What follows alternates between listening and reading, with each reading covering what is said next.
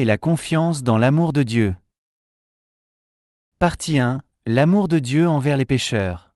L'amour rédempteur de Dieu. Dieu n'aime pas seulement les justes, mais aussi les pécheurs. Or, selon les Écritures, il n'y a pas un seul juste dans ce monde, si bien qu'en réalité, Dieu aime uniquement les pécheurs. Le seul moyen d'aimer les pécheurs était que Jésus-Christ se fasse chair, qu'il devienne le seul juste de ce monde, prenant sur lui nos péchés et offrant son propre corps à la mort pour nous. Cela s'explique par le fait que l'amour de Dieu aime les pécheurs tout en ne les laissant pas dans leurs péchés, mais les délivre du péché et les élève au rang des justes. L'amour de Dieu, qui a créé ex nihilo, est également un amour de nouvelle création, qui façonne les pécheurs en justes. Pourtant, il ne faut pas oublier que même lorsque nous étions encore pécheurs, Dieu nous aimait toujours, comme le déclare Romains 5:8. Romains 5:8, mais Dieu prouve son amour envers nous, en ce que, tandis que nous étions encore pécheurs, Christ est mort pour nous. Si Dieu n'aimait pas les pécheurs, il n'aurait pas donné son Fils unique, Jésus, pour nous. Or, il ne faut pas mal interpréter cet amour. Autrement dit, croire en un Dieu qui aime les pécheurs ne signifie pas que nous restons dans le péché. Comme indiqué plus haut, Dieu aime les pécheurs aussi pour qu'ils renaissent comme justes. C'est pourquoi l'apôtre Paul utilise l'adverbe « eti » encore, dans Romains 5:8, présupposant que nous serons bientôt transformés en justes. Et le point de départ de cette transformation est la croix de Jésus, ainsi que la résurrection et l'ascension de Jésus, qui entraînent la descente du Saint-Esprit sur nous. Partie 2. La foi comme confiance et abandon. La foi relationnelle et l'abandon total à Dieu.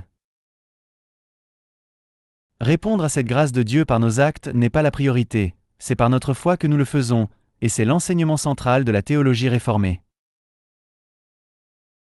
Cependant, le mot foi, tout comme le mot amour, a perdu de son éclat au point qu'on ne reconnaît plus sa couleur originelle. À l'origine, le verbe hébreu croire comporte deux formes, man et bata. Man signifie être convaincu, avoir l'assurance. Bata signifie se confier, se fier, s'en remettre à.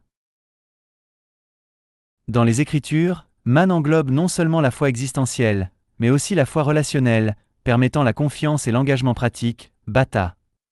Autrement dit, les deux sont indissociables et unis en un seul acte de foi. Par exemple, la foi d'Abraham en Dieu se manifeste dans l'acte concret de quitter sa patrie en obéissant à la parole divine. Ces deux verbes sont unifiés dans le Nouveau Testament grec par le mot « pisti », qui englobe à la fois la foi, la confiance et la fidélité. Dans la Bible latine, ce mot devient le verbe credo. Celui-ci dérive de cor plus do, où cor signifie cœur ou esprit et do signifie donner.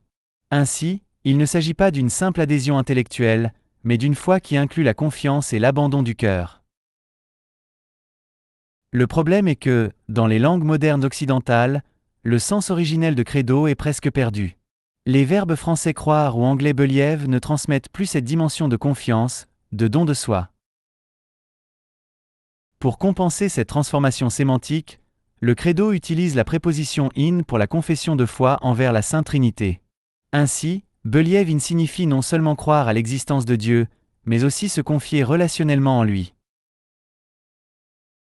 En revanche, pour la confession sur l'Église, la préposition est omise, afin de montrer que l'Église n'est pas un objet de confiance absolue comme Dieu, mais simplement une réalité et une valeur à reconnaître. De même, pour les responsables faisant partie de l'Église, leur existence et leur rôle sont reconnus, mais ils ne doivent pas être l'objet d'une confiance ou d'une dépendance semblable à celle envers les messagers de Dieu. Cependant, dans le credo coréen, l'absence de préposition empêche de traduire cette nuance. Ce que nous devons restaurer, que ce soit dans les églises coréennes ou occidentales, c'est la foi de confiance, l'abandon total à la Sainte Trinité.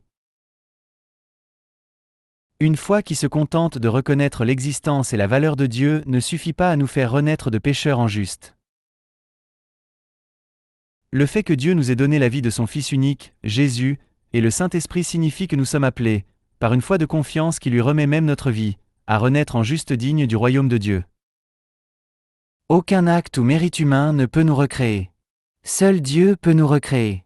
Et il ne nous recrée pas comme des robots dépourvus de liberté, mais en préservant notre liberté et notre identité, il veut que nous devenions des créatures de la nouvelle création par la foi. Pour cela, le Fils de Dieu, Jésus, a donné sa vie sur la croix, et le Saint-Esprit a été envoyé comme nouveau paraclet pour remplacer Jésus auprès de nous. Prière finale. Seigneur, nous te remettons notre souffle, notre vie et notre cœur. Donne-nous une foi de confiance totale qui ne se contente pas de reconnaître ton existence, mais qui nous rende capables de nous abandonner entièrement à toi, afin que nous renaissions de pécheurs en justes et jouissions de la vie éternelle dans ton royaume. Au nom de Jésus, Alléluia, Amen.